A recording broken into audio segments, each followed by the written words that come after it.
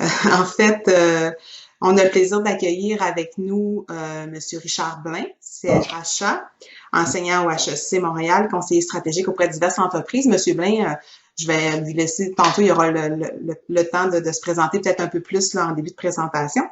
Alors, quelques consignes pour le bon fonctionnement de la présentation. Donc, je vais vous demander de garder vos caméras et vos micros fermés.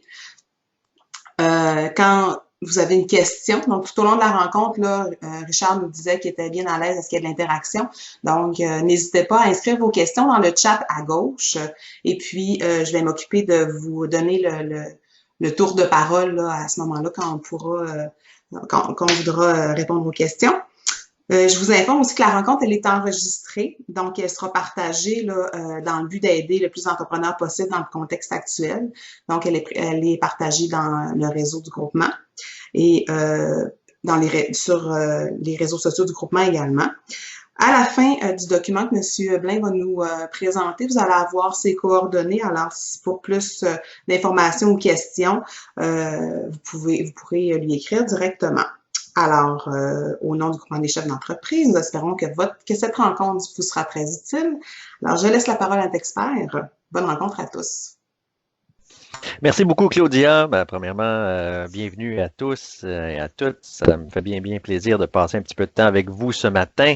Effectivement, si vous avez des interactions, des questions et tout ça, vous pouvez ouvrir votre micro, ouvrir votre écran pour qu'on puisse avoir une discussion en cours de présentation. Mais il y aura une période aussi de questions à la fin.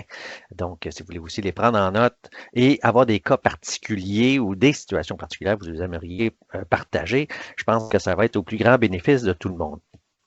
Donc, je vais vous partager mon écran ici pour que tout le monde puisse voir la présentation. Je vais aussi garder un œil sur la conversation. Donc, voilà.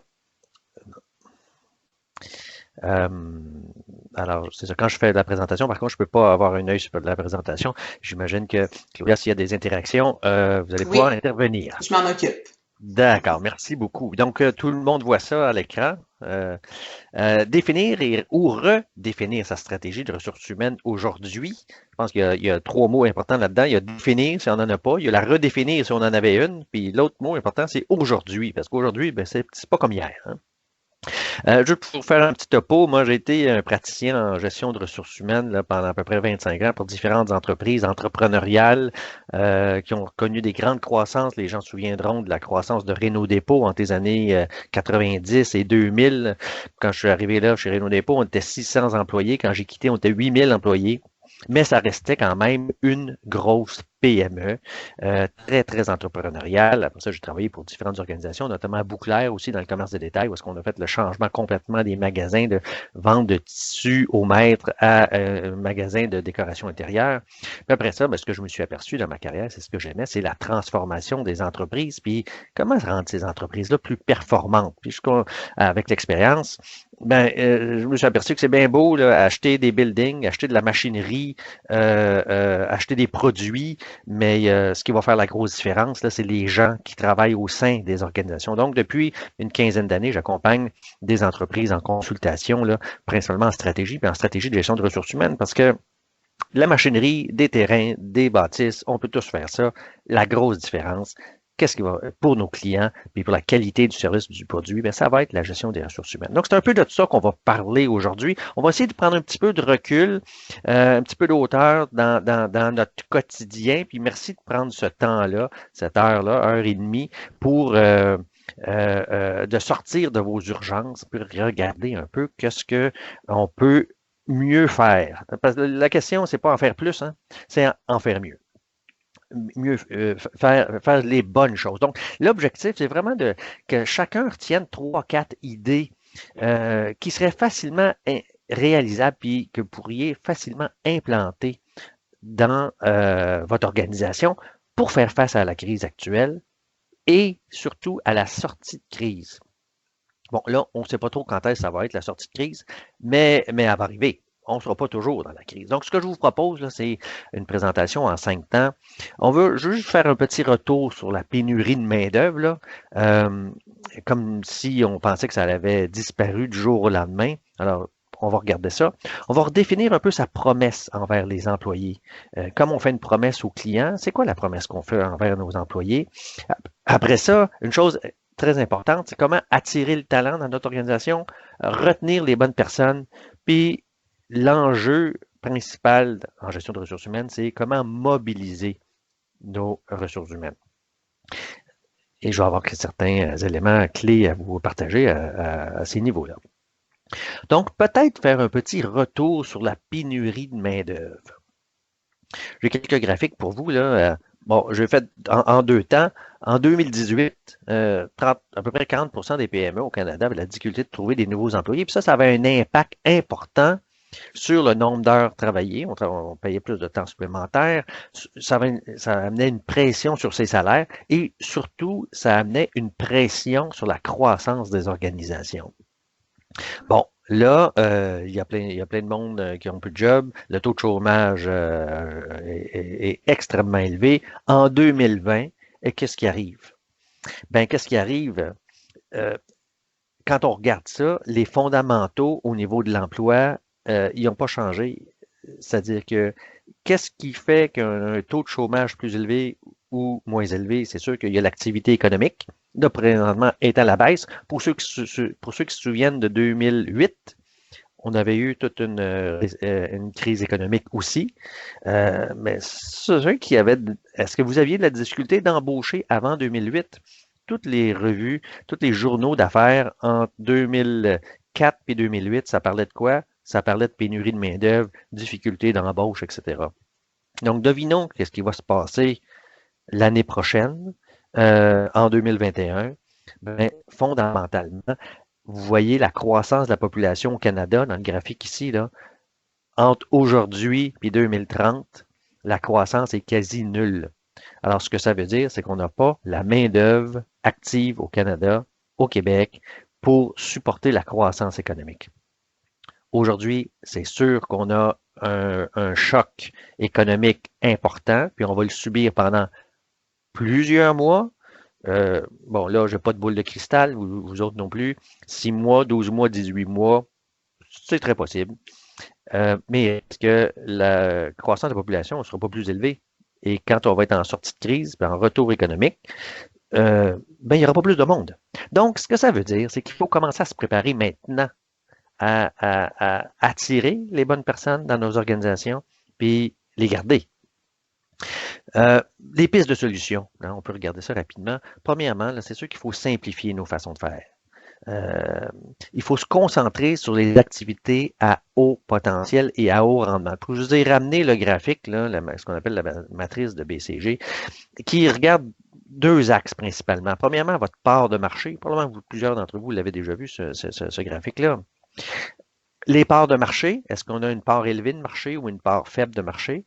Et la croissance du marché, est-ce que la croissance est élevée ou est-ce que la croissance est faible? Alors, c'est sûr qu'on veut tous être ici, où est-ce qu'il y a l'étoile, on a une part élevée du marché, puis le marché est en croissance. Ça, c'est extraordinaire. Mais ça, c'est pas le cas des PME au Québec, ça. C'est même pas le cas ici en bas, où est-ce qu'on a une part de marché élevée malgré un marché en croissance faible, ou est-ce qu'on appelle ça les cows. Alors, qu'est-ce qu'on fait avec une vache? On écrème la vache, mais ça, c'est souvent très profitable. La PME au Québec, c'est rare qu'il va avoir des parts de marché élevées. Donc, nous, on se retrouve beaucoup dans la droite du tableau. Soit qu'on est un dog, un chien, on a une part faible de marché, mais le problème, c'est qu'on est dans une croissance de marché faible. Ben, ça, c'est pas une bonne place où être, parce que qu'est-ce que vous voulez faire avec ça? Là? Ça va être extrêmement difficile de faire croître votre organisation. Le marché, il ne croit pas, puis vous avez une part de marché faible. Donc, à moins de mettre beaucoup de capital pour acheter vos concurrents, ben vous allez rester pris là. La principale endroit où se retrouvent les PME aujourd'hui au Québec, c'est dans le point d'interrogation. Oui, on a une part de marché faible, mais on veut être dans un marché en croissance. Parce que si le marché est en croissance, nous, on va croître aussi. Et là, on va avoir du capital éventuellement pour faire de l'expansion organique ou acheter les concurrents, développer des nouveaux marchés et se retrouver, s'en aller plus vers des toiles. Alors, quand je dis se concentrer sur des activités à haut potentiel et à haut rendement, c'est ça que ça veut dire. Puis vous seriez surpris, faites le ménage un peu de votre portefeuille, de vos services, de vos activités. Puis moi, toutes les fois que je fais ça avec des entrepreneurs, ce qu'ils s'aperçoivent, c'est qu'il y a plein de produits, d'activités, de services qui rendent, qui ont très peu de marge bénéficiaire. Puis des fois même, ça leur coûte de l'argent de rendre ces services-là. Euh, Maintenant, on parlait de la main-d'œuvre. C'est sûr qu'il faut exploiter le bassin de main-d'œuvre, des nouveaux bassins de main-d'œuvre quand on en a besoin. Parce que vous ne pouvez pas tout faire dans votre organisation, que vous soyez 30 personnes, 300 ou 3000, c'est pas le dirigeant ou la dirigeante qui peut tout faire. Donc oui, on a besoin de nouvelles de main-d'œuvre. Puis, je ne sais pas s'il y a des pêcheurs dans le groupe, là, mais si vous êtes sur un lac puis vous pêchez depuis une semaine, puis ça ne mord pas, ben, peut-être qu'il va falloir changer de lac. Et puis si vous voulez pêcher du doré, puis vous êtes dans un lac à truite, ben, peut-être que vous allez changer de lac, mais vous allez aussi changer d'aplat, de brimballe, puis de cuillère pour aller chercher ce que vous voulez avoir comme poisson au souper. Donc, des nouveaux bassins de main-d'œuvre, il y en existe, on va regarder ça. Il ne faut pas minimiser non plus le fait de automatiser vos activités. Qu'est-ce qu'a fait Provigo? On a tous vu l'annonce il y a à peu près 6 mois. Dans le coin de Repentigny, Provigo avait un immense entrepôt et a mis 550 personnes à pied pour automatiser ses opérations.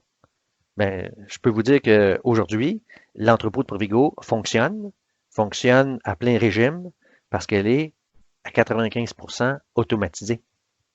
Alors, s'il y avait eu encore besoin de beaucoup de monde, comme on le voit par exemple dans des entreprises comme Olimel ou Cargill dans l'Ouest canadien, ben, ces entreprises-là, parce que le COVID s'infiltre, ils sont obligés de fermer leur opération pendant 14 jours.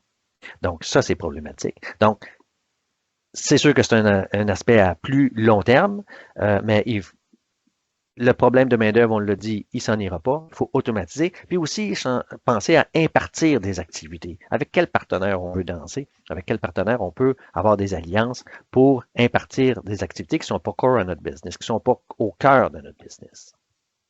Donc, ça, voici pour la question de la pénurie de main-d'œuvre. Hein. Ça s'en ira pas tout seul. Deuxième élément, redéfinir la promesse envers les employés. Vous avez tous fait des promesses à vos clients. Hein. Vous allez avoir le meilleur service, vous allez avoir le meilleur produit, vous allez avoir le meilleur garantie, etc. Ben, cette promesse-là, on est habitué de le faire comme entrepreneur auprès des clients, mais il faut en faire une aussi envers nos employés, parce que nos employés, maintenant, ils s'attendent à ça. Mais la promesse, dans le fond, elle va s'appuyer, c'est sûr, sur votre image de marque. Les employés aujourd'hui, ils se posent la question, est-ce que je peux faire confiance à cette entreprise-là pour représenter mes valeurs, ce que je suis vraiment? Puis, cette image de marque-là, elle va s'appuyer sur votre promesse de valeur pour attirer les gens. Donc, attirer des gens qui sont en adéquation avec votre valeur, avec votre marque. Aussi, former les gestionnaires et tous les employés pour exécuter la promesse de marque et de valeur, faire vivre les valeurs dans l'organisation. Puis tout ça, ça passe par ce qui est dans le milieu, c'est-à-dire le style de gestion. Comment ça va se passer dans le quotidien pour quand on arrive avec des cas concrets. Notre valeur, nous, c'est le service à la clientèle. Le client a toujours raison. On a le produit le plus fiable du marché. Mais qu'est-ce qu'on fait avec un employé qui, pour lui, la qualité du produit, c'est pas important, ou pour qui le travail d'équipe, c'est pas important, et qu'il partage pas ses connaissances avec les autres. Hein? Alors, le style de gestion va avoir beaucoup d'impact. Et là, je reviens à votre niveau à vous parce que c'est important comme gestionnaire, comme leader de vos organisations, de réfléchir à ça, surtout en temps de crise. Le style de gestion. Dans le fond, on maîtrise, il y a bien des choses qu'on maîtrise dans notre organisation, mais il y a bien des affaires qu'on ne maîtrise pas. Donc, c'est important de se concentrer sur ce qu'on maîtrise. Puis ça a été, c'est un article que j'ai pris la semaine passée de la firme Accenture qui a énoncé certains éléments. Là, je les ai adaptés un peu pour la PME. C'est quoi que les employés s'attendent d'un leader en période de crise? On a des bons exemples à la télé, là. Hein? Dr. Arruda, Premier ministre Legault, Premier ministre Trudeau. Ben là, je disais des bons exemples. Je n'irai pas jusqu'à Donald Trump. Là, je ne suis pas sûr que c'est un bon exemple. En tout cas, mais c'est un exemple. Première chose qu'il faut faire, si ce n'est pas déjà fait, créer une cellule de crise. Une cellule de crise, là, ça fait deux choses. Ça planifie puis ça agit. On va y revenir tantôt à la prochaine étape. Mais là, une autre chose qu'on peut faire rapidement, puisque les employés s'attendent d'un leader, c'est de soulager les employés du travail et des activités inutiles. Là, vous dites, ah oui, mais dans mon entreprise, il n'y en a pas d'activités inutiles. Ben, vous seriez peut-être surpris. Demandez à vos employés, c'est quoi qui est important dans ta job? C'est quoi que tu pourrais arrêter de faire ou c'est quoi que tu pourrais faire autrement qui t'économiserait du temps, des ressources, etc. Fait combien de fois, c'est quand la dernière fois que vous avez posé cette question-là à vos employés? Et vous allez être surpris de la réponse. Soulager les employés du travail et des activités inutiles. Troisième chose, agissez comme un modèle, bon, pour vos employés, mais aussi si vous avez des cadres, des gestionnaires dans votre organisation, puis il faut les former, ces gens-là. En temps de crise, tout le monde il regarde en haut. Qu'est-ce que le leader fait? C'est quoi le modèle? Donc, votre rôle est encore plus important. Il faut éliminer les silos dans l'entreprise puis travailler dans des équipes multifonctionnelles. C'est plus le temps d'avoir des silos puis chacun fait son affaire par la main gauche, je parle pas de la main droite. Il y a une problématique, on se met tout le monde ensemble. Les finances, le marketing, les ressources humaines, la production, les ventes, la distribution, les achats. Puis comment on règle ce problème-là? Tout le monde ensemble, une fois pour toutes. Comme leader, cinquièmement, soyez visible. C'est pas le temps d'être dans son bureau. Il faut, ou ailleurs, il faut être visible. Puis visible, ben, c'est sûr, peut-être qu'on n'a pas la possibilité d'être présent sur les lieux de travail. Regardez ce qu'on fait aujourd'hui. On peut, via Skype, via Zoom, via Teams, via Facebook, etc., être visible et parler avec nos gens. Puis, parler, être visible, être sur le plancher, être près de nos gens, ça ne veut pas dire de leur dire quoi faire. Ça ne veut pas dire de faire à leur place. C'est tout à fait le contraire, en fait. Il faut leur laisser faire ce qu'ils ont à faire, mais d'être visible et d'être accessible pour prendre soin d'eux autres. Fait quelques questions simples. Comment ça va aujourd'hui? Est-ce que je peux t'aider? As-tu besoin de moi? Qu'est-ce que je pourrais faire pour t'aider, pour régler tel problème? Y a-tu un problème? Qu'est-ce que je peux faire pour t'aider? Et ça, les gens vont voir votre leadership là-dedans. Et c'est de ça dont ils ont besoin. Ils n'ont pas besoin que vous leur disiez quoi faire. Ils n'ont pas besoin que vous fassiez à leur place. Même si vous avez le goût, je le sais, moi aussi, des fois, j'ai le goût de faire à la place des gens. Mais c'est pas ça dont ils ont besoin pour vous en ce moment-ci. Sixième chose, répétez les objectifs et les valeurs de votre entreprise dans toutes les communications, dans toutes vos actions. Pourquoi? Parce que ça favorise le sentiment d'appartenance. Même s'il y a de la distanciation, même si les gens ne travaillent pas à proximité, ce qui va les unir, c'est le sentiment d'appartenance. Regardez ce que le Premier ministre Legault dit à toutes les conférences de presse. Il dit, oubliez pas que ce qu'on fait là, c'est pour sauver des vies. Là, je vous demande de rester chez vous. Bon, là, les gens se disent, ah, mais rester chez nous, c'est plate, c'est long, c'est pas le fun. Oui, mais oubliez pas, je le fais parce que c'est pour sauver des vies. Alors là, ça rentre dans notre tête. Ah oui, c'est vrai, il faut sauver des vies. Bon, là, il demande hier, il faudrait porter le masque. Ah oui, mais c'est plate le masque, j'ai pas de masque, ça coûte cher, il y a ci, il y a ça, c'est pas le fun. Oui, mais c'est pour sauver des vies. Ah, OK, c'est pour sauver des vies. Ah, voyez-vous, le message, il rentre. C'est quoi votre objectif à vous? Pourquoi vous demandez aux gens de faire telle ou telle chose? Si vous ne le répétez pas dans votre organisation, c'est qui va le faire? C'est vous le porteur. Passez vos messages en racontant une histoire, des anecdotes, pas seulement des données, des chiffres, tout ça, c'est un peu froid, mais rappelez-vous, là, rappelez aux gens pourquoi on a fondé cette entreprise-là, puis votre grand-père, puis Roger, sa ligne de montage, puis tel client qui a dit telle chose, puis c'est extraordinaire, voici ce qu'un client m'a dit hier, m'a appelé, m'a écrit, puis voici l'impact qu'on a. Hein. Ça, là, c'est merveilleux. Les gens s'accrochent à ça et ils ont besoin d'entendre ça, d'avoir du concret. Donnez de la latitude décisionnelle, puis faites confiance. Il y a un problème, on en parle. Et ça, c'est ça. C'est pour les gens qui se posaient la question, là, c'est quoi la traduction du mot empowerment, là, donner du pouvoir, là, ben c'est ça. Donner de la latitude décisionnelle. Décide, t'es en charge, je te fais confiance. Puis on ajustera le tir en cours de route. Neuvième chose, flexibilité de la main-d'œuvre. Donc, au niveau des horaires de travail, le télétravail, le temps partiel, vous travaillez avec des gens qui ont toutes sortes de situations différentes dans leur vie. Ben, il faut s'adapter à ça.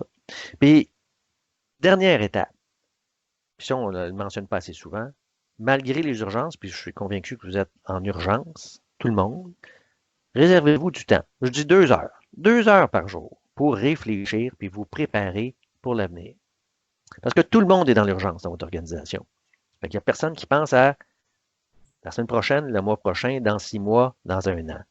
C'est vous. Alors, il faut le préparer maintenant. Ça, c'est juste en y réfléchissant maintenant. Donc, ça, c'est un peu le style de gestion. Je vous dirais que je vais revenir sur certains autres éléments tantôt, mais si on peut mettre ça en place, puis se mettre dans ce mindset-là, ça va faire une grosse différence à votre organisation. Juste peut-être revenir rapidement sur la cellule de crise. Pour ceux qui n'en ont pas, il y en a peut-être qui en ont déjà, mais une cellule de crise, là, rapidement, dans un premier temps, établir, revoir le plan de continuité des activités. Il faut rester à flot, la tête au-dessus de l'eau. Les approvisionnements de matières premières, les opérations, la fabrication, le service, qui fait quoi, comment, où, quand, etc. Et la chaîne logistique, puis le modèle de livraison du service pour que le produit se rende jusqu'au client. Ça, c'est la première chose. Puis, identifier les pratiques à maintenir, puis à développer des nouveaux processus de fabrication, de la livraison de services, de la flexibilité d'horaire, la distance, le travail à distance ou la distanciation au travail, la formation des cadres et tout ça. Bon, mais ça, qu'est-ce qu'ils ont fait? Regardez, Romeo Gin, ben, il faisait du gin. Mais là, bon, oui, il y en a qui en boivent encore, dont moi. Mais ils se sont dit, ben, peut-être que je pourrais transformer mon alcool en un truc pour laver les mains. Mais ça, il faut y penser. Hein. Donc ça, il y en a plein. Les costumes de bain Shan, qui faisaient des costumes de bain haut de gamme, très fashion, etc. Et on dit, ah, tiens, il y a des costumes de bain, ça se peut bien qu'il y a pas mal moins de monde qui en achète parce qu'ils iront plus dans le sud, mais je pourrais peut-être fabriquer des masques à la place. Hein? Donc, des exemples là, simples, puis ça, vous pouvez en trouver des opportunités. Puis ça, la cellule de crise va réfléchir à ça. Puis troisième élément, communiquer, communiquer, communiquer. C'est pas pour rien que tous les premiers ministres, tous les présidents de pays sont devant la caméra à tous les jours, ou à peu près. C'est parce qu'ils veulent communiquer. Puis pour ceux qui suivent ça, ben vous allez voir qu'ils disent pas mal toujours la même chose. Hein? Ben c'est ça. Et il faut le faire. Par la suite, c'est après ça qu'on va revoir la vision et le modèle d'affaires de l'entreprise, identifier les nouvelles opportunités, puis diminuer votre dépendance face à des éléments extérieurs, des éléments critiques. Ça, c'est important de reprendre le contrôle sur votre core business. Donc, troisième élément, là, je parle beaucoup. Je ne sais pas s'il y a des commentaires jusqu'à date. Là. Il n'y a pas de questions pour l'instant, Charles. Pas de questions pour l'instant. D'accord. Attirer les talents. Bon. On en a parlé tantôt. La pénurie, je suis convaincu que certains en vivent encore aujourd'hui. D'autres, c'est pas la pénurie qui vivent. Ils ont vous avez dû licencier des gens et puis vous savez même pas quand est-ce que vous allez pouvoir penser les rappeler. Mais il faut rester actif sur le marché de l'emploi pour ceux qui ont besoin de recruter maintenant et commencer à préparer, un coup que les employés vont être revenus au travail, de soutenir la croissance de votre organisation en embauchant des gens. Donc, c'est sûr, médias sociaux, sites Internet, blogs, journaux, etc.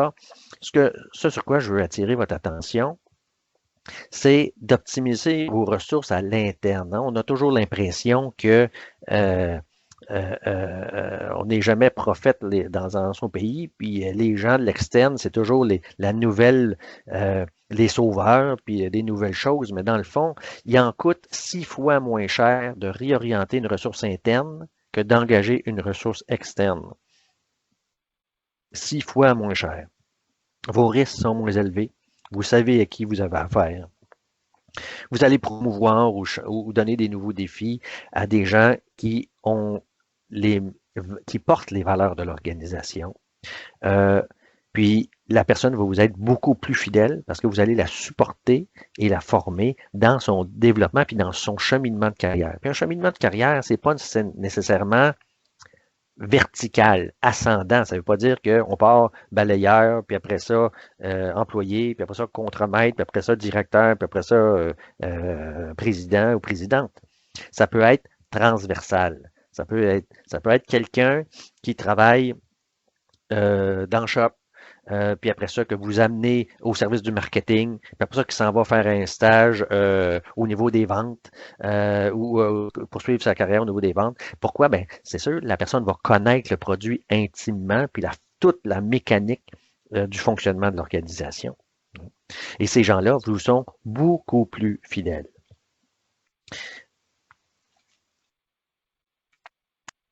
Après, il faut regarder aussi pour ceux qui vont avoir à recruter encore, notamment à l'international, mais il va falloir améliorer le processus de recrutement. Aujourd'hui, il y a beaucoup de logiciels, j'en ai nommé là, une douzaine ici, des logiciels qui aident au recrutement. L'intelligence artificielle fait des grandes percées là-dedans.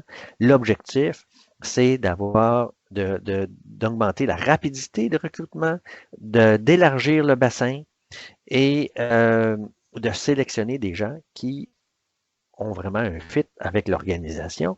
Et pour ceux qui ont besoin d'un structurel de main-d'œuvre, mais il faut ouvrir à l'international. Les frontières, aujourd'hui, elles sont fermées, mais elles ne seront pas toujours fermées.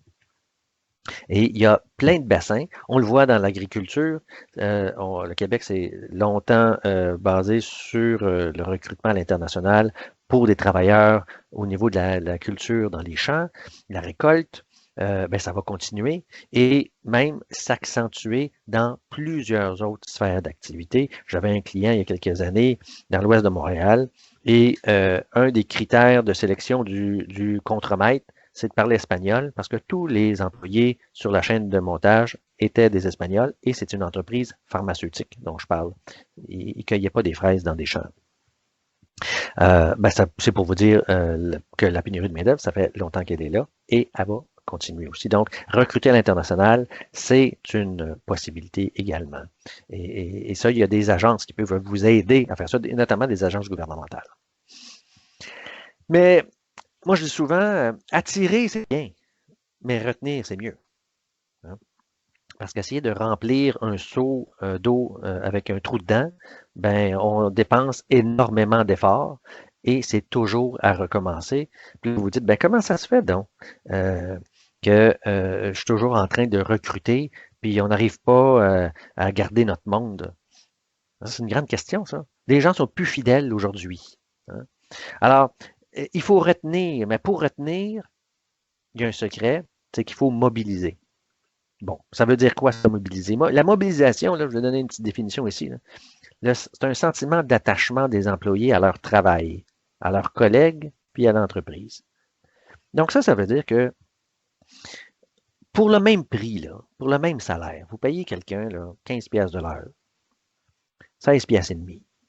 Pour le même prix, vous pouvez avoir ses bras qui va faire du travail. Hein? Bon. Mais peut-être que pour le même prix, vous pouvez avoir sa tête aussi. Quelqu'un qui va réfléchir à ce qu'il fait, trouver des nouvelles façons de faire, des façons plus ingénieuse, plus efficace, des meilleures façons de faire, qui va avoir des idées. Hein? On devrait peut-être faire ça, boss, qu'est-ce que tu en penses? Ben oui. Puis, après la tête, ben peut-être que pour le même prix, vous pourriez peut-être avoir son cœur aussi. Donc, l'investissement émotionnel. Hein? Des gens qui vont être passionnés par leur travail, qui vont se sentir bien avec leurs collègues de travail. Puis que quand il va faire beau ou qu'ils vont sentir qu'ils me semble qu'un matin, ils n'ont pas le goût de venir travailler, mais qu'ils ne resteront pas couchés, qu'ils vont se dire non, mais je vais venir travailler, là, c'est mes amis qui sont là au travail. Là. Si moi je ne suis pas là, eux autres vont ramer plus fort. J'ai besoin d'être là pour eux autres. Et ça, c'est extrêmement fort. Ça. Puis les retombées, c'est sûr que ça va être des meilleurs résultats commerciaux, là. Plus d'efficacité, plus de rétention, plus grande satisfaction de la clientèle, etc., etc. Fait que la mobilisation, c'est vraiment la clé. Dans les dernières années, là, c'est des chiffres de 2017, ça, les études disent qu'il y a à peu près 2 tiers du personnel qui ressentent du stress au travail. C'est pas pour rien qu'il y a autant de burn-out, notamment. On dit que 71% des employés se cherchent un nouvel emploi. Ça, c'est 7 sur 10, ça. Ben ça, c'est pas une bonne nouvelle pour les entreprises. Si 71% des employés se cherchent au job, est-ce que vous pensez qu'ils ont vraiment le cœur à ce qu'ils font aujourd'hui? 64% des employés disent qu'ils n'ont pas assez de soutien de leur employeur, de leur gestionnaire, là, leur direct report. Là. 45% disent qu'ils sont pas reconnus au niveau salarial, 44% qui sont négligés, une absence de reconnaissance. Ça se peut-tu que ce soit des choses sur lesquelles le gestionnaire peut agir, ça? Et pensez-vous que ça s'améliore avec les nouvelles générations? Ah, les nouvelles générations. Hein? Les millénarios, excusez-moi. Donc, 1 sur 2 disent que la façon dont les employeurs traitent les employés, puis l'éthique de l'employeur, c'est une des valeurs principales qui va faire le succès de l'entreprise, qui va faire qu'eux restent avec l'entreprise. Des employés plus mobilisés, là, ça fait du travail 50%, 57% plus efficace. Les gens sont plus efficaces. Et 87% ont moins le goût de partir. Tantôt, on disait 71% des employés normaux en général veulent partir, mais quand ils sont mobilisés, il y en a 87% qui veulent rester. Encore faut-il regarder ceux qu'on veut. Ça amène une plus grande performance. On parle de 3,4 fois au niveau financier, puis une croissance de 2,3 fois. C'est tout un changement, là. Donc, la clé, c'est les individus dans l'organisation. Cette page-là, elle se lit de droite à gauche. Dans le fond, la prémisse que je prends avec vous ce matin, c'est de dire les résultats en termes de performance, de gestion des ressources humaines, recrutement, rétention, productivité, effort de personnel, mobilisation, ça va avoir un effet sur des résultats sur la clientèle, au niveau du niveau de service, au niveau de la connexion émotionnelle avec le client, la satisfaction, la rétention du client, puis les taux de recommandation des clients. Et ça, les résultats sur la clientèle, ça va avoir des résultats sur quoi? Ben, sur vos résultats commerciaux, sur vos résultats financiers. Plus de promotion, meilleure réputation de l'organisation, meilleure loyauté, meilleurs résultats opérationnels, meilleurs résultats financiers. Et les pourcentages sont assez impressionnants. 22% de productivité, 12% de plus de services à la clientèle, taux de croissance de 2,3 fois plus. On l'a mentionné tantôt. Bon. Alors, votre question, là, il n'y a pas de question encore, mais je l'entends dans votre tête, là. Comment on fait ça? Comment on fait ça? Mobiliser, c'est la clé de vos enjeux de gestion des ressources humaines. Alors, je vais vous donner un petit tableau ici. C'est le dernier tableau que je vais vous donner. Après ça, je vous laisse plus la parole. Il y a 5 éléments clés pour créer un environnement mobilisateur. Donc là, si vous avez l'impression qu'il faut toujours pousser sur vos employés, tirer sur vos employés, puis essayer de les motiver de toutes sortes d'affaires possibles, Ben, il y a un problème. Parce que c'est pas vous qui pouvez mobiliser les employés. Les employés, ils se mobilisent tout seuls. C'est volontaire, ça, cette affaire-là. Par contre, ce que le gestionnaire peut faire, c'est qu'il peut créer un environnement mobilisateur. Là, c'est le printemps, là. Je fais mes semences dehors. Là. Je vais créer un environnement pour que j'aille des belles tomates à l'automne.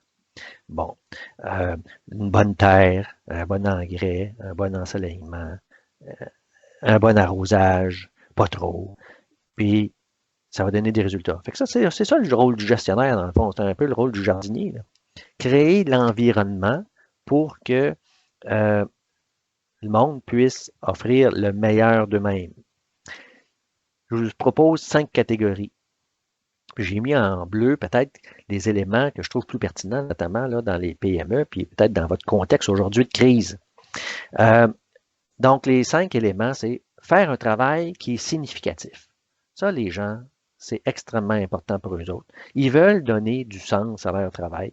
Qu'est-ce que ça donne? À part la paye, là, c'est sûr que ça prend une paye. OK, ça, on s'entend. Mais je ne sais pas vous êtes comme moi, mais moi, je vois un mouvement de bénévolat, de personnes qui donnent leur temps gratuitement. Puis il y en a plein de ça, là. Ben, ils ne sont pas payés, ces gens-là. Là. Ils sont bénévoles. Donc, il y a quelque chose d'autre qui les anime. Donc, c'est faux de dire que si les gens travaillent juste pour le salaire, parce qu'il y a des gens qui travaillent en sachant très bien qu'ils ne seront pas payés. Pourquoi? Parce que c'est significatif pour eux autres. Donc, est-ce qu'il y a moyen, dans votre cadre de travail, de rendre le travail plus significatif pour les gens? Ben, 2 éléments sur lesquels je veux amener votre attention. Premièrement, plus d'autonomie. Plus je suis autonome, plus je me sens responsabilisé, plus je sens qu'on me fait confiance. Ça ne veut pas dire de ne pas faire de contrôle, hein? Mais le boss, il m'écoute. Je peux dire mes idées. Des fois, c'est retenu, des fois non, mais on m'explique pourquoi. Puis, je contrôle mon environnement de travail. Donc, je suis autonome. Puis ça donne énormément de sens au travail. L'autre élément, c'est de travailler en petite équipe. On dit petite équipe habileté, des petites équipes qui sont capables. Hein? Donc, habileté, c'est on a les outils de travail. Ça veut peut-être dire un ordinateur qui fonctionne, ça veut peut-être dire un système qui fonctionne, puis à part un outil physique, là. Mais ça veut aussi dire d'avoir l'information nécessaire pour faire notre travail. Les outils de travail, l'information, les méthodes de travail. Donc, on travaille en petite équipe et ça, c'est extrêmement performant. Parce qu'il y a comme une émulation qui se fait à travers cette équipe-là. Tout le monde se challenge, on s'entend, puis go, on y va. Donc, un travail significatif. Deuxième élément, un gestionnaire en soutien. Alors, vous reconnaissez votre rôle là-dedans. On en a parlé un petit peu tantôt. Avoir des objectifs clairs, transparents. Pas de cachette. Voici ce qu'on a à faire. Voici ce qui est devant nous. Oui, on risque de fermer. Oui, on risque nos ventes vont tomber. Oui, notre profitabilité, on a de la difficulté ou de s'approvisionner. C'est quoi l'objectif? Il faut être transparent parce que c'est ça qui guide les gens. Ils s'attendent à avoir la vérité. Comme nous, on s'attend. Hein, comme moi, j'écoute les dirigeants politiques, je m'attends à avoir la vérité. Ils s'attendent à avoir du coaching de la part de leur cadre, de leur gestionnaire. La formation, on va le faire ensemble, on va s'aider. Dis-moi ce que tu veux faire. C'est quoi ton plan de match? Explique-moi ça. Puis, oui, ça c'est une bonne idée. OK, regarde, tu pensais faire ça. Puis, on amène des gens, on les dirige. C'est pas mal plus facile d'orienter un cheval ou un âne qui est en marche qu'un animal qui est arrêté puis qui boque. Ça va pas bien. Là, tu es obligé de pousser dessus, puis tu mets énormément d'efforts pour qu'il avance. Puis ça se peut bien qu'il avance pas. Mais quand tu es en marche, ça, c'est facile de le diriger. Juste un petit coup, ça bride, tourne à gauche, tourne à droite. Et puis, vous pouvez atteindre l'objectif visé. Troisième élément là-dedans, soutien, c'est développer vos gestionnaires. Je sais que c'est pas tout le monde d'entre vous qui ont des gestionnaire entre vous et les employés. Mais pour ceux qui en ont, leur développement d'habileté de gestionnaire est extrêmement important. Puis laissez-moi deviner, pourquoi vous les avez nommés là? C'est parce qu'ils étaient les meilleurs techniciens de la shop. Parce qu'ils étaient c'est ceux qui avaient le plus haut rendement. Donc, c'était d'excellents employés et vous en avez fait des superviseurs, des contremaîtres, des directeurs. Ben, la game est différente. C'est plus le même travail. Il faut développer leur habileté de gestionnaire. Ça, c'est avec vous qu'ils vont les faire. Moi, j'ai bien plus appris de mes patrons que dans mes cours à l'université. Autant les bonnes choses d'ailleurs que les mauvaises choses. Hein. Troisième élément, un environnement positif. Un environnement de travail positif. Faut enlever les choses qui sont des barrières ou des irritants. Hein? Un environnement de travail plus flexible. Je sais que plusieurs entreprises étaient contre le télétravail. Ben aujourd'hui, on n'a pas le choix. Puis devinez quoi? On est en train de s'habituer à faire ça. Puis, en grande partie, ça marche. Alors, c'en est un exemple, ça, de travail plus flexible. Et aussi, je pense que j'aurais pu le remettre en 3 fois plus gros, en couleur rouge, celui-là, c'est la culture de la reconnaissance.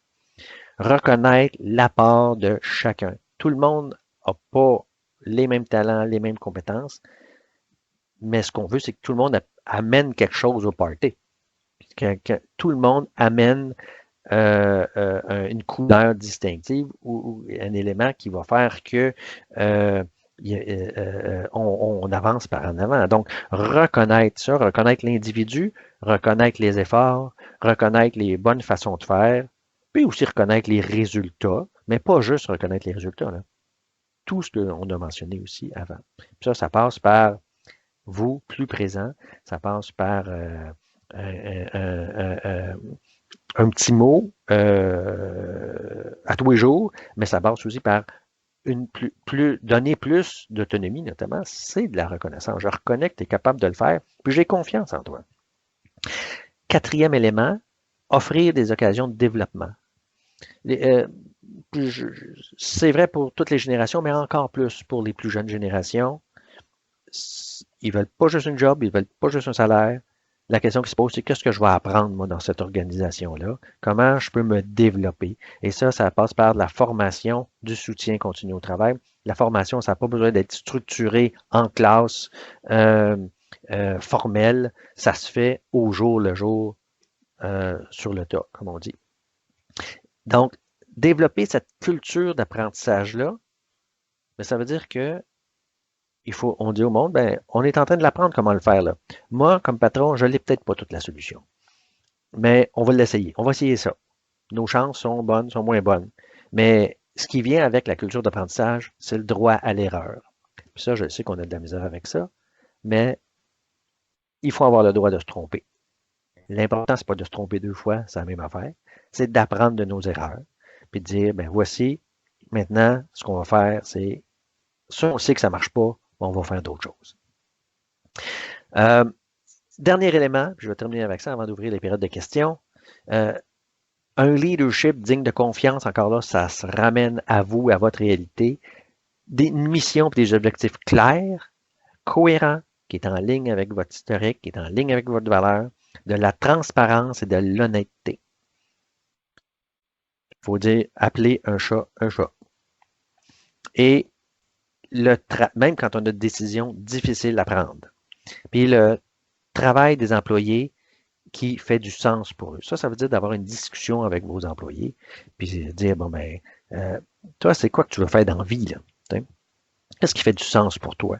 Puis essayer de les aider à se développer eux-mêmes là-dedans, dans ce qui fait du sens pour eux. Puis s'il y a un employé qui c'est votre meilleur employé, puis vous aimeriez le nommer contremaître, puis lui, il dit, boss, moi, contremaître, je veux pas faire ça. J'aime pas ça, gérer du monde, puis gérer des conflits. Ben, laissez-le là, parce que c'est là-dedans qu'il est bien, dans ce travail-là. Donc, faire du sens, c'est extrêmement important. Donc, 5 éléments principaux. Faire un travail qui est significatif. J'ai un gestionnaire en soutien, un environnement de travail positif, des occasions de développement, puis un leadership digne de confiance. Ça, c'est vos 5 clés pour créer un environnement de mobilisation. Et vous allez être surpris de voir comment les gens vont s'auto-réguler eux-mêmes. Que c'est les collègues de travail entre eux autres qui vont faire la discipline. Puis qui vont dire à l'autre, hey, comment ça que tu n'étais pas là hier? Hey, tu vas pas assez vite, puis j'attends après toi. Euh, donc, votre travail de discipline, de superviseur, d'arbitre, il va être pas mal plus diminué. Puis vous allez travailler sur les vraies affaires pour toute l'équipe. Donc, j'aimerais peut-être, ça c'est les éléments principaux, là, puis voyez-vous, la stratégie de ressources humaines, c'est pas si ésotérique que ça peut être super concret. Est-ce que vous auriez des questions puis, ou des cas précis qu'on pourrait discuter, puis faire avancer le débat, puis aider vos collègues? Je vous invite à faire signe dans le chat pour prendre le droit de parole.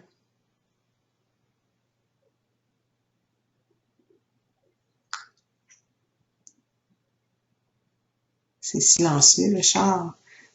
Soit c'était très, très clair, ou les gens sont en réflexion.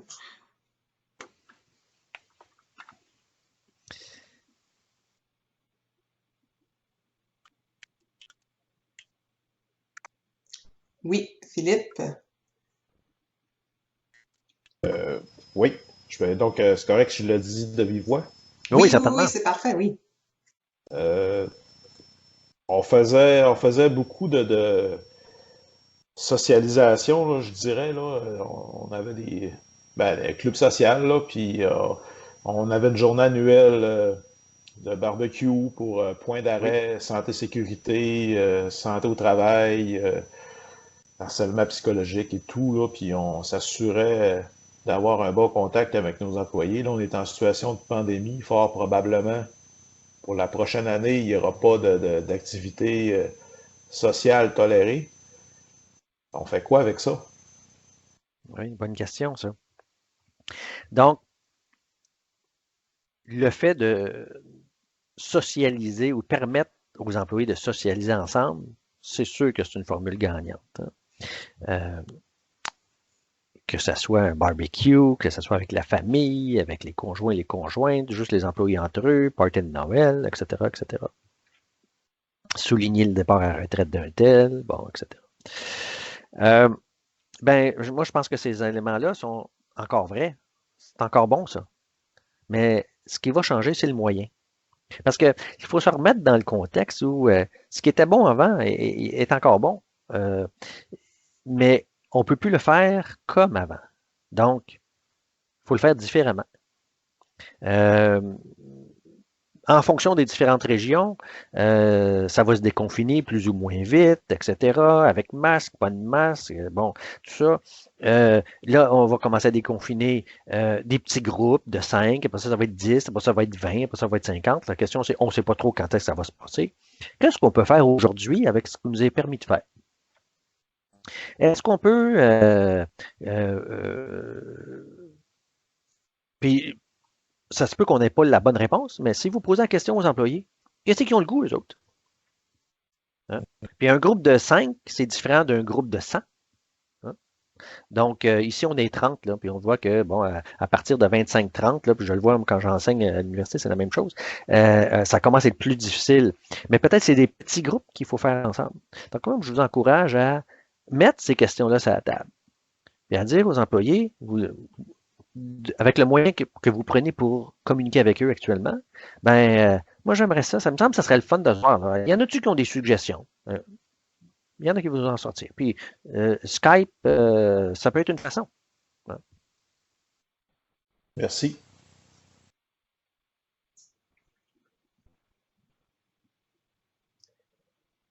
D'autres questions?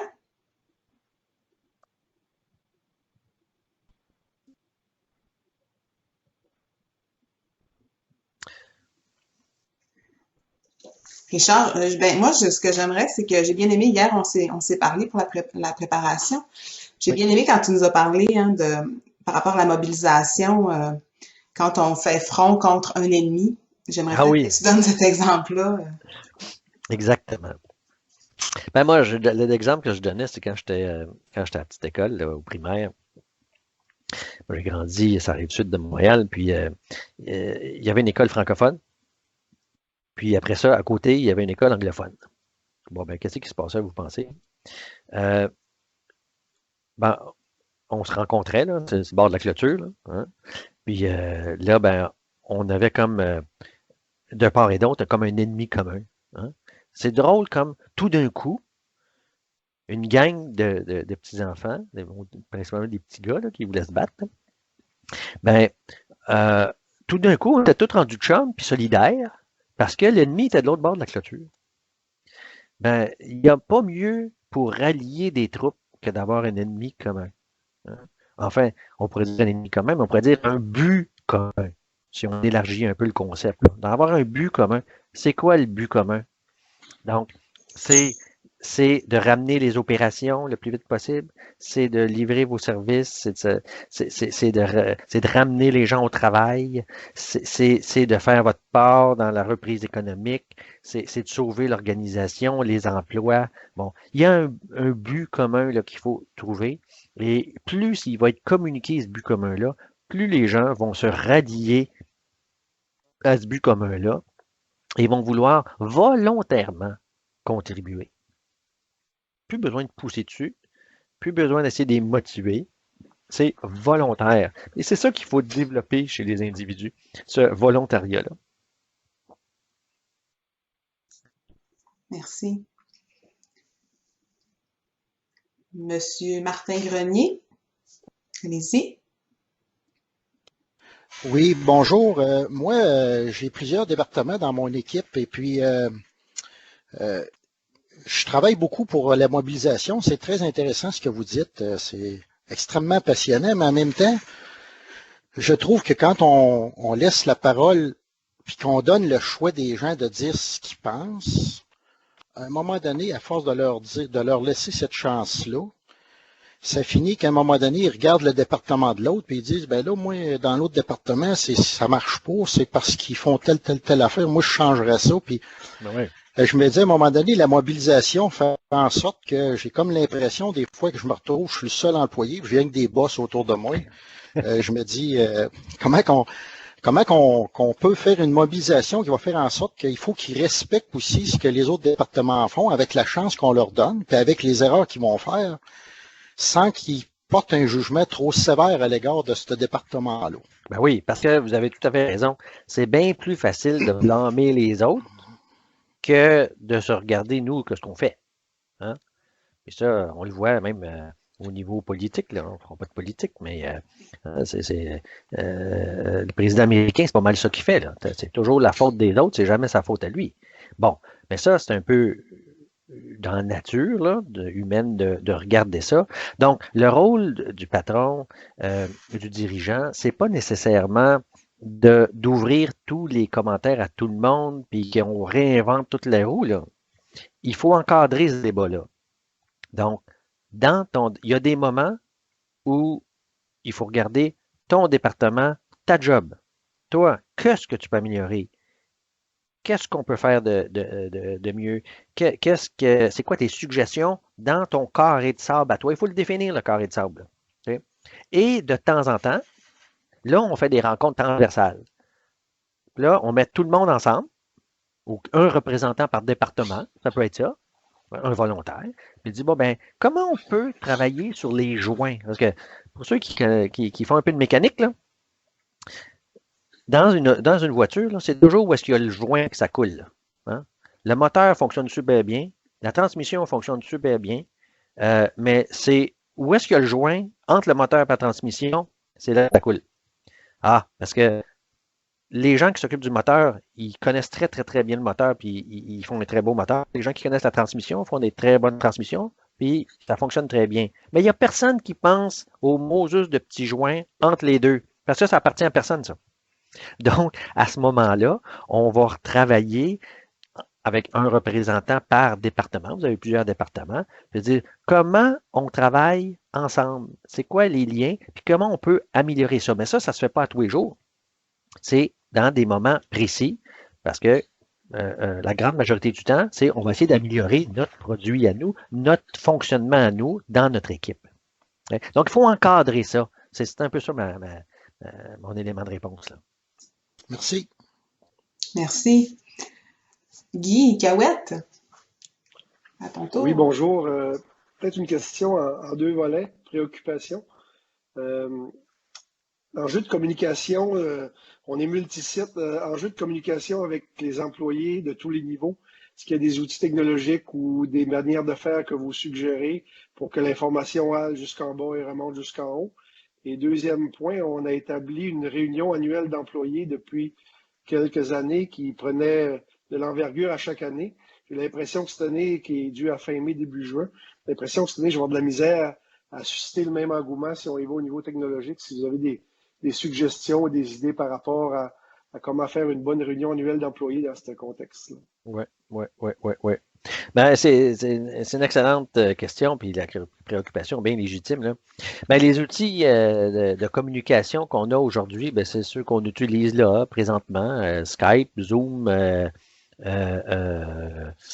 FaceTime, ça peut être différent, là. Dans le fond, c'est une question de préférence un petit peu, là, qu'est-ce qu'on préfère par rapport à l'autre ou avec lequel on est plus habile, mais il y a bien du monde là, qui disait que de la formation, puis ça se faisait pas à distance, puis c'est compliqué, puis tout ça. Ben là, c'est drôle. Là, toutes les universités au Québec, au Canada, puis en Amérique du Nord, là, on fonctionne tous à distance, complètement en ligne.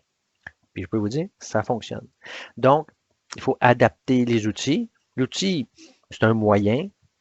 Peut-être un truc, c'est de favoriser des plus petits groupes, comme on le disait tantôt, pour avoir plus d'échanges. Ça peut être commencer par des rencontres moins formelles. Il faut apprivoiser l'outil. C'est pas grave s'il y en a qui son son n'est pas allumé ou l'écran, puis tout ça. Les gens vont s'habituer tranquillement. Il y a des petites vidéos tutoriels pour envoyer aux gens pour leur expliquer comment ça fonctionne. Vous allez trouver ça sur YouTube très facilement. Donc, faut créer cette nouvelle habitude-là, une nouvelle façon de faire. Puis pour les rencontres annuelles, j'ai assisté il y a quelques semaines à des rencontres annuelles de grandes corporations, là, leur assemblée générale annuelle de compagnies publiques, là, Bombardier, SNC, Lavalin, bon, etc. Ils font tous leur assemblée annuelle avec des milliers d'actionnaires en ligne. Donc, ça se fait comme on le fait là. On a Claudia qui est la modératrice, qui regarde la ligne des questions. Tout le monde dit, là, Philippe, Martin, Guy, dit j'ai une question, j'ai une question, j'ai une question. Parfait, passe la parole à un et à l'autre. Ça peut très, très bien se faire avec un modérateur et puis quelqu'un qui va animer la discussion. Comme vous le faisiez live en personne, on le refait, mais avec un autre médium. On a fait un groupe Facebook privé avec un premier live aussi, puis ça a quand même eu un certain succès. Je pense qu'on va essayer de cultiver ça. Oui, tout à fait. Puis les gens, là, c'est comme n'importe quoi. Là. Il y a toujours ceux qui les adopteurs, ceux qui adoptent les nouvelles méthodes en premier. Fait qu'on a toujours une petite gang, là, 10, 15, 20%. Et eux autres, ah oui, ça me tente, je vais l'essayer. Les autres, ils vont dire, on va voir si ça vaut-tu vraiment la peine d'apprendre ça, cette affaire-là. Puis si ça marche, ça va fonctionner. Puis il y a peut-être un 10, 15, 20% qui n'embarqueront pas dans patente. Bon, c'est correct. Moi, le conseil que j'aurais là-dessus, c'est multiplier vos canaux à ce moment-là. On a une assemblée générale annuelle. Vous avez probablement fait d'autres rencontres avant pour que les gens s'habituent, puis tout ça, puis rendu à l'assemblée générale annuelle, là, on a quand même une bonne proportion de gens, puis les gens sont à l'aise avec l'outil. Puis pour ceux qui ne se seront pas joints, ben, un courriel ou une note sur un groupe privé, Facebook privé ou quoi que ce soit. Voici ce qui s'est discuté, hein, les grandes lignes, puis le petit mot, la direction, puis tout ça. Puis eux autres, ils vont le lire comme ça, ils sont plus à l'aise comme ça. Il faut un peu respecter ce rythme-là d'apprentissage de tout le monde, là, puis pas s'attendre à ce que tout le monde soit là 100%. D'ailleurs, quand vous faisiez vos assemblées générales annuelles en présentiel, je ne suis pas sûr que 100% des gens étaient là non plus. Hein? Non. Ben, c'est ça. Alors, ils ne seront pas plus là parce qu'on change de médium. Il faut juste s'assurer qu'on puisse les rejoindre d'une façon ou d'une autre. Merci. Bien.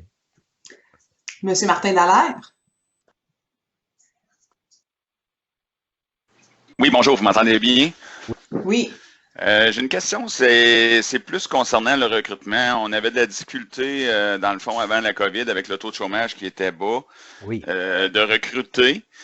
Présentement, on le voit, nous, c'est plus facile. On a beaucoup de candidats parce qu'il y a des gens qui ont des milieux, ils travaillent dans des milieux que c'est un peu moins certain là, qu'il y ait une reprise. On parle notamment au niveau de la restauration, du tourisme.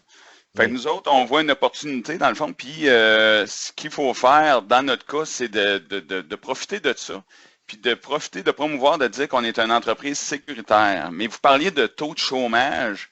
Je voudrais savoir la tendance, c'est quoi? Parce que là, le taux de chômage est élevé. Nous, on était supposé d'aller en recrutement international. On a mis ça sur pause présentement, mais l'avenir nous dit quoi côté, vous me dites une tendance sur 10 ans, mais présentement, on voit qu'il y a une opportunité d'engager des gens, là.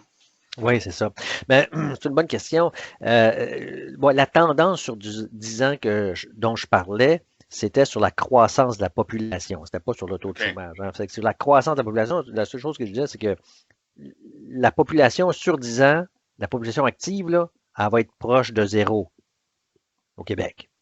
Donc, on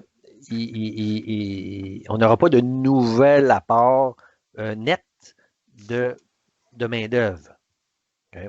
Puis c'est pas pour rien que depuis quelques années, McDo a mis des bornes interactives dans ses magasins pour remplacer les préposés aux commandes ou les caissiers et les caissières. C'est pas parce qu'il y a une personne qui aime les TI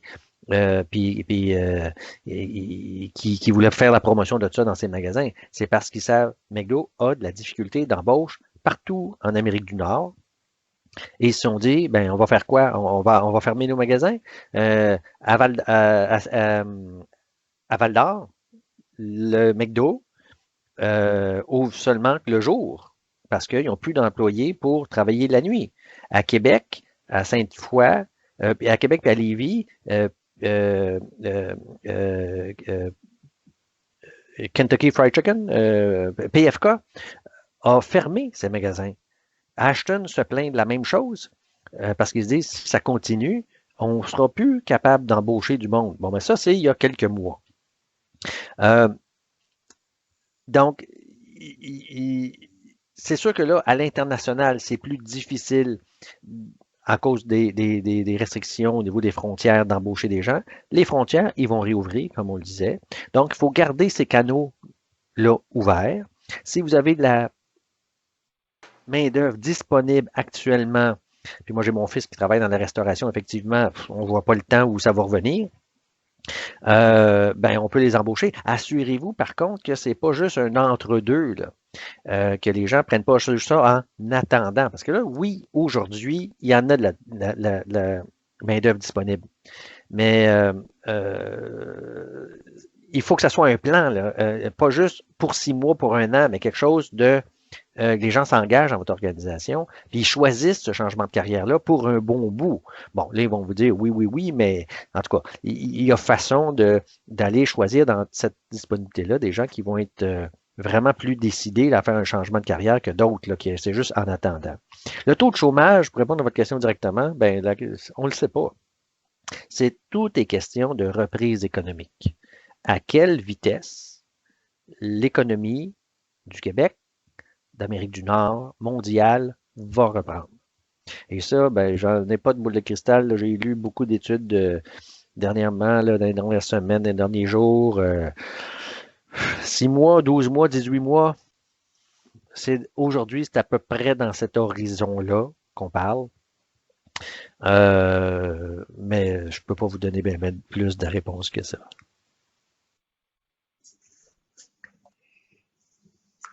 Merci. Je vois que M. Dubuc a écrit là, en fait, un partage d'expérience selon les outils à utiliser avec peut-être la facilité de ces outils-là. C'est ce que je comprends, Philippe, là, dans ton commentaire.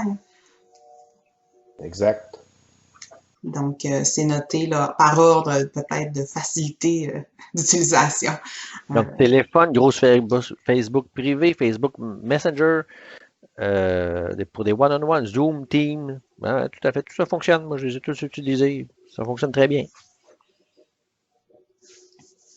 Pour les gens qui ont des problèmes de réseau, souvent dans certaines régions, le réseau est un peu moins performant. Ben, vous faites ce qu'on fait là. Hein. On est quand même 30 là, sur la ligne. On demande aux gens de fermer leur caméra parce que ça prend beaucoup de bandes passantes. Vous fermez vos caméras. Ça va faciliter beaucoup la fluidité là, de la communication. On a une autre question. Jasmin? Oui, c'est ça. J'ai une question par rapport à la PCU. Nous, on a fermé plusieurs lieux physiques. Puis là, je parle à tout le monde. On est 65, tout ça. Il y en a quand même 50 quelques là, qui ont été mis à pied. Oui. Puis il y en a pas beaucoup qui veulent revenir à cause de la PCU. Hein, donc, on n'a pas du travail encore pour tout le monde à 100%. Donc, je demande, est-ce que c'est une question de santé, c'est financier? Donc là, il y a un malaise là-dedans. Donc, sûrement que vous voyez ça avec d'autres trucs. Là, j'ai exploré quelques techniques de discussion et tout ça, mais disons que tous ceux qui travaillaient peu, ben, il y a la PCU, puis il y a de la paresse aussi là-dedans. Donc, je sais pas comment vous voyez ça. Oui, c'est ça. Ben, c'est multifacteur, c'est sûr. Puis, parlez-en à la ministre de la Santé, là. Il manque entre 8 et 12 000 personnes dans les services de santé au Québec.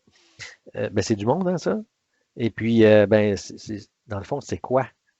Mais il y a un peu de tout, je dirais. Bon, première des choses, la PCU, ça ne sera pas éternel, ça. Les gouvernements, là, ils ont quand même, puis tous les gouvernements, là, sur la planète, ont fait énormément pour soutenir l'économie. Et donc, soutenir l'économie, mettre de l'argent dans les poches des gens pour qu'ils puissent continuer à consommer puis à faire rouler l'économie d'une autre façon. Hein? Achat en ligne, bon, etc. Payer leur loyer, payer leur hypothèque, parce que, bon, si le monde commence à arrêter de payer leur loyer, leur hypothèque, là, on tombe dans une autre crise économique. Là. Bon, ça, c'est fait. Mais c'est une solution à court terme. Les gouvernements, ils ne continueront pas ça, la PCU, jusqu'en décembre. Là. C'est impossible. Donc, et puis, il y a une partie de ça, de toute façon, qui va être repayée en impôts là, si des gens ont d'autres types de revenus et tout ça. Donc, le gouvernement va se rattraper. Donc, il va y avoir une pression éventuellement pour que les gens reviennent au travail. Là, votre question, par exemple, à court terme, c'est à savoir, sur vos 65 employés, il y en a combien qui ne reviennent pas parce qu'eux sont malades? Il y en a combien qui ne reviennent pas parce qu'eux ont peur d'être malades, mais parce qu'ils ont des raisons suffisantes. Ils sont asthmatiques, ils sont cardiaques, ils sont immunodéficients. Bon, mais ça, c'est peut-être une bonne raison, une bonne idée qu'ils ne reviennent pas, eux. Après ça, il y en a combien qui c'est parce que leur situation familiale ne leur permet pas de revenir. Ils ont des jeunes enfants, les garderies sont fermées, les écoles ne sont pas réouvertes, c'est en train d'ouvrir. Voyez-vous, là, ça, c'est en train d'évoluer. Ou la garderie puis l'école a réouvert, mais ils n'ont pas encore décidé de renvoyer leurs jeunes enfants à l'école ou à la garderie. Bon, ben ça aussi, ça va se placer dans le temps. Donc, je dirais qu'il n'y a pas une approche, là, one size fits all. Vous l'avez mentionné, il faut discuter, prendre contact avec les individus, puis dire, ben, c'est quoi ta situation là? Qu'est-ce qui arrive avec toi? Comment on peut faire pour t'aider? C'est quoi tes craintes? Et aussi, dire aux employés qu'est-ce que vous allez faire pour maintenir la santé et sécurité des employés en milieu de travail. Parce que ils ont plusieurs questions. C'est des questions légitimes. D'ailleurs, vous avez la CSST diffuse beaucoup d'informations à ce niveau-là et vous pouvez vous y référer sur le site de la CSST. Il y a énormément d'informations. J'ai mis dans la présentation que vous allez recevoir quelques pages en annexe, notamment 2 pages de l'Ordre des conseillers en ressources humaines agréés du Québec. Moi, j'ai des présidents du conseil de cet ordre-là. J'ai siégé sur le conseil pendant de nombreuses années. L'Ordre des CRHA, conseillers en ressources humaines agréés du Québec, CRIA, conseillers en relations industrielles du Québec. C'est un ordre professionnel qui regroupe une grande partie des professionnels en RH puis en relations industrielles au Québec. A publié sur son site de nombreux documents. Je vous en ai mis 2 pages, là, justement, sur les cheminements de demande de subventions pour les employés ou les employeurs. Mais je vous incite à aller voir leur site. On pourra vous donner les coordonnées aussi pour ceux qui le souhaitent. Il y a énormément d'informations sur comment s'assurer d'un milieu de travail sécuritaire pour les employés. Et ça, plus vous allez communiquer avec les employés, plus ça va être clair, les méthodes, que ce soit masque, pas de masque, visière, pas de visière, distanciation, plusieurs quarts de travail, etc., etc., plus ça va inciter les gens à graduellement revenir. Puis, pour finir, mon dernier commentaire là-dessus, vous avez beau dire encore à vos employés, revenez, revenez, revenez, je ne suis pas sûr que c'est ça qui va les convaincre. Mais quand ils vont voir que Roger, puis Suzanne, puis Johnny, eux autres sont revenus, eux autres, à ce moment, ils vont se dire, bon, ben, coudonc, si mes collègues de travail reviennent, ben, peut-être qu'il faudrait que je revienne moi aussi. Hein? Et c'est beaucoup comme ça que ça va se faire. En mobilisation, on travaille sur la masse critique. Il y a toujours c'est comme une courbe normale, là, il y a toujours une portion qui sont plus retardataires, qui sont plus réfractaires, qui n'embarquent pas dans le bateau. Hein? Bon, il faut travailler avec les gens qui veulent embarquer et après ça, la masse critique, souvent la majorité silencieuse, qui va suivre là où le vent souffle. Il faut juste faire souffler le vent de la bonne façon, créer des conditions gagnantes pour que la majorité puisse nous suivre là-dedans.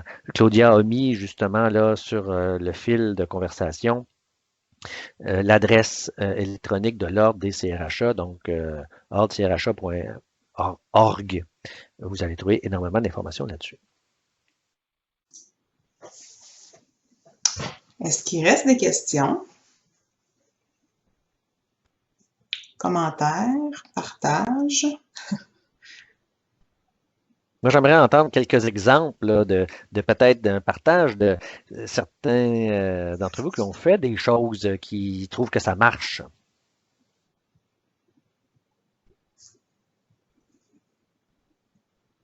Est-ce qu'il y a des gens qui auraient le goût de partager?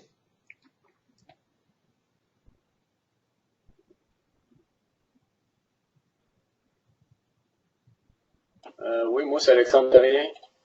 Oui, allez-y. On a fait la semaine dernière une réunion, un petit groupe, mais avec tous nos contremaîtres puis responsables de l'usine. On est sortis dehors, une journée qui faisait beau. On était tous à distance, là. Puis, on a communiqué de l'information parce qu'il y avait beaucoup de questionnements de nos gens par rapport aux subventions salariales. Puis, nous autres aussi, on a fait 30 mises à pied sur 80 quelques d'habitude, puis on a réduit nos heures à 32 heures, puisque la moitié de notre clientèle, c'est la restauration, juste pour expliquer un peu, là, notre détail est en hausse.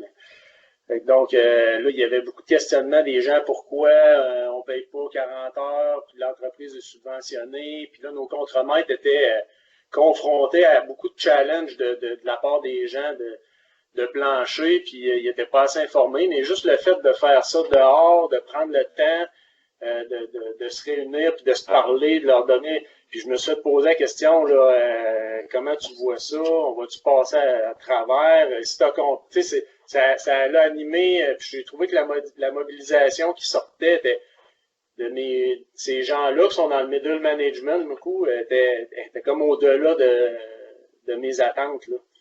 Parce que justement, il y a un objectif commun, mais les questions reviennent tout le temps.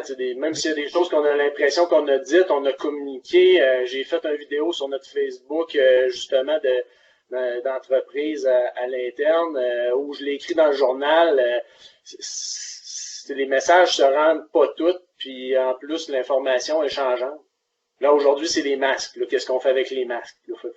faut y penser, puis après ça, faut le communiquer, mais ça a aidé. Puis on veut le reproduire, là.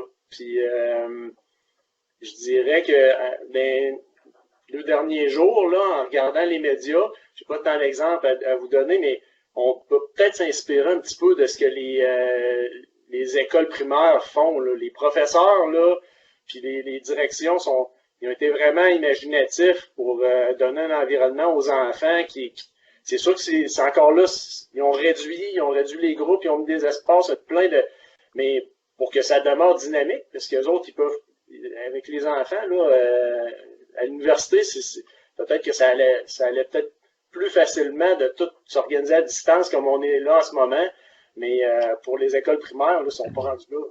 Puis ils ont réussi, je trouve qu'ils c'est ça, ils ont été très créatifs pour essayer de garder les enfants allumés, là. Fait qu'il y a sûrement des choses qu'on peut aller chercher là. Tout à fait. Puis ça, c'est vraiment l'idée de ramener la prise de décision le plus bas possible dans l'organisation pour des éléments sur lesquels les gens ont du contrôle puis ont les compétences pour décider. C'est pas le ministère de l'Éducation qui va dire à telle école primaire à Trois-Rivières, ben vous autres, vous devriez faire ci, puis vous autres, à Shawinigan, ben vous autres, vous devriez faire ça. Ils le savent pas. Hein, c'est ça. Ils vont donner des grandes lignes, puis après ça, ils vont responsabiliser les gens. Et puis, c'est intéressant l'expérience que vous partagez, Alexandre, parce que ça amène, voyez-vous, ce genre de rencontre-là informelle, dehors, ça a tout de suite créé un environnement de discussion, puis de partage, puis tout ça. Puis ça se peut que vous ayez l'impression que vous êtes comme un perroquet qui répète toujours les mêmes messages, mais les gens ont besoin de ça. Les gens ont besoin de ça.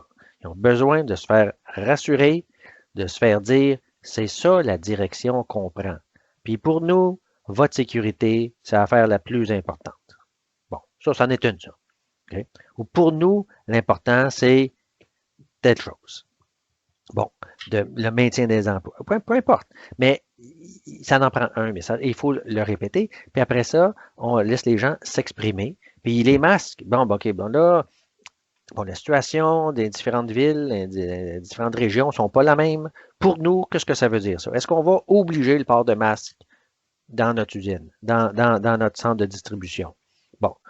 Est-ce qu'on a vraiment besoin de ça? Est-ce qu'on est tous à plus de 2 mètres? Si on est plus qu'à tous de 2 mètres, à plus de 2 mètres, tout le monde, en tout temps, on ne pense pas que le masque, c'est bien important. Mais c'est pas à moi à le décider. C'est aux employés à en discuter puis à y réfléchir. Hein? Après ça, si on a besoin de masques, OK, bon ben, quel masque? Où est-ce qu'on se les approvisionne? Bon, etc., etc. Et c'est là où on peut vraiment faire participer tout le monde. Là. En tout cas, j'espère que vous allez rester ouvert parce que moi... On a M. Dubuc, Philippe, qui voudrait partager sur le déploiement de la formation en ligne. Ben oui, avant, on avait un enjeu de gestion de connaissances avant la crise. On avait des formations papier, cartable, old school qu'on donnait à l'interne. Oui. On voulait faire une gestion des connaissances, de l'apprentissage en continu et de formation formelle. Puis là, ça nous a arrivé en pleine face. La crise est arrivée.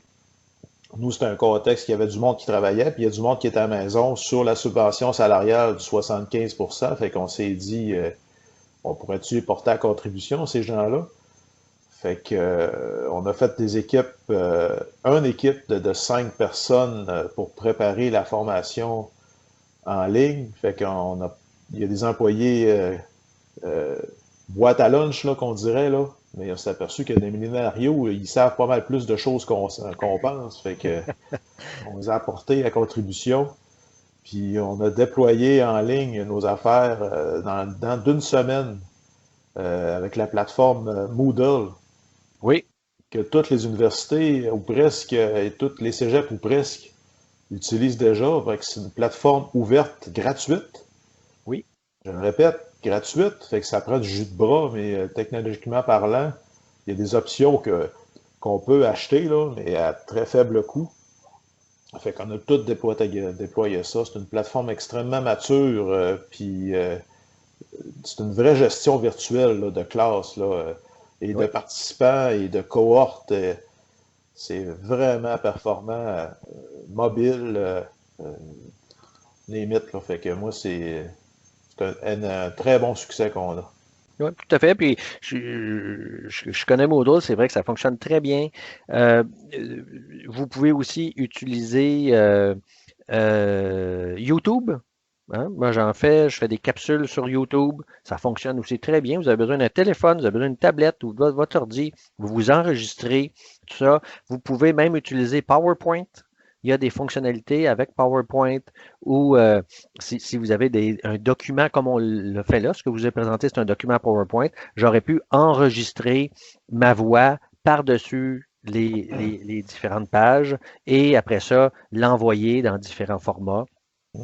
Pour le partage. Fait que ce qui est important de retenir de votre message, là, moi je retiens 2, 3 choses. C'est premièrement, utiliser le talent de vos gens. Hein. Là, vous dites, il y a quelques millénarios là, ils ont pris ça en main, puis c'est incroyable le résultat qu'ils ont fait en peu de temps. Là. Ben oui, exactement. Deuxième chose, ça n'a pas besoin d'être parfait. Ça n'a pas besoin d'être parfait. Là, il n'y a personne qui demande la perfection aujourd'hui. C'est évolutif, c'est ça l'important. Voilà, c'est évolutif. On part avec quelque chose, puis les gens vont comprendre ça, que c'est pas parfait, mais hey, on l'a reçu rapidement, par exemple. Hein? Puis oui, ça nous aide. Puis 90% de l'information là, est là. Bon, ben, OK. On fera un groupe de discussion à côté où on aura un partage d'informations, questions-réponses pour répondre aux 5-10% des questions qui manquent. Là. Il n'y en a pas de problème avec ça. Non? Exact. Puis ce que j'ai trouvé il faut être dans l'action. Oui. Ouais, ce que j'ai trouvé merveilleux de la plateforme, c'est que tout est géré à même la plateforme. Là, les discussions, la passation des examens, c'est vraiment, c'est une vraie base de données. C'est merveilleux. Exactement. Exactement. Alors, ce que ça nous montre aussi, c'est ces plateformes-là, ils existaient depuis plusieurs années. C'est que là, on est forcé d'y adhérer. Ça va juste accélérer le changement. Alors, pour ceux qui se disent, ouais, c'est vrai, mais tu sais, à un moment donné, ça va revenir comme avant. J'ai des doutes. On part cette crise-là parce qu'on est forcé d'utiliser certaines façons de faire. Il y a des façons de faire qui vont rester parce que les gens vont s'être habitués. Moi, je faisais jamais mon épicerie en ligne. Ça fait longtemps que l'épicerie en ligne, ça fonctionne. Je me dis, c'est un peu compliqué, c'est un peu long, puis tout ça. Puis je vais y aller à faire l'épicerie. Ben, je peux vous dire que je risque de continuer à faire mon épicerie en ligne parce que j'adore ça. C'est beaucoup plus simple. Je fais pas livrer. Je fais une commande à l'auto. Je vais chercher une heure précise. Bing, je reviens avec ça. Je sauve du temps. Fait que c'est parfait. Merci. Est-ce qu'on aurait fait le tour des questions ou des partages? C'est le moment pour peut-être pour une dernière intervention. Donc, je comprends qu'on aurait fait le tour. Alors, merci beaucoup, Richard, pour cette présentation très éclairante, j'ai le goût de dire. Inspirante aussi. Tu avais l'intention peut-être qu'on s'élève un peu, qu'on pense un petit peu plus long terme. Donc, je pense que c'est réussi dans ce cas-là. Moi, j'ai apprécié cette partie-là également. Je voulais vous dire que vous allez recevoir la présentation de Richard, l'enregistrement également par courriel là, dès que ça va être prêt dans les prochains jours. Et puis, vous allez avoir un sondage aussi pour donc de répondre d'appréciation, puis de connaître aussi vos besoins peut-être à court terme. Merci d'y répondre parce que pour nous, ça nous permet de saisir vos besoins puis de pouvoir mieux vous aider. Et puis, la semaine prochaine, en principe, s'il n'y a rien qui change, mercredi prochain, le 20, nous aurons une autre présentation avec BCF, mais au niveau légal, donc ressources humaines, mais légalement. Alors, si ça vous a fait monter des questions, peut-être aujourd'hui, je vous invite à vous inscrire à la prochaine présentation de la semaine prochaine. Puis, vous allez recevoir le lien habituellement pour vous inscrire lundi. Puis, on vous propose une séance questions-réponses. Alors, dans votre inscription, vous allez avoir la possibilité d'inscrire une ou deux questions. Puis, la présentation de BCF va se faire à partir des questions qui vont être reçues. Donc, voilà. Alors, merci à tous d'avoir participé. Je vois plein de commentaires qui apparaissent, Richard, là, je te laisse les Ouais, lire. c'est bien gentil. Merci beaucoup. N'oubliez pas l'objectif de la présentation, c'est que vous puissiez retenir 3-4 choses à implanter puis à intégrer rapidement. Ben, oubliez pas ça. Peut-être quand vous recevrez le document, vous avez sûrement peut-être pris quelques notes, mais essayez d'identifier ça. 3-4 affaires. Puis, je vous le dis, ça va faire déjà une grosse différence. Merci beaucoup pour votre attention. Ça a été un plaisir de vous rencontrer virtuellement. Un grand merci tout le monde.